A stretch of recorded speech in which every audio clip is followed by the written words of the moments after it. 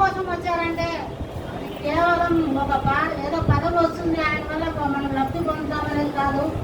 ఆయన మీద అభిమానంతో ఇక్కడికి వస్తున్నాం. మాకేం చేశారో ఏం చేయలేదు అనేది కాదు.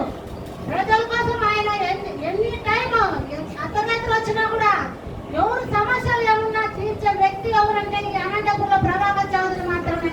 కానీ పదవి ఉంటేనే అనంతపురం ఉంటారు. ఆ పదవి రొంత లేదంటే అప్పుడే ఎక్కడ బెల్లం ఉంటే అక్కడ హీరో వాడతాయి. అది కాదు సమస్య.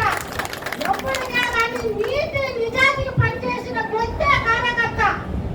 ఈ రోజు పదవి ఉంది, వాటి కోసం మనం లబ్ధి పొందుతాము, మనం డబ్బులు సంపాదించుకుంటామంటే అది మనిషికి మానవత్వం లేదనే వ్యక్తిని చెప్తున్నాం.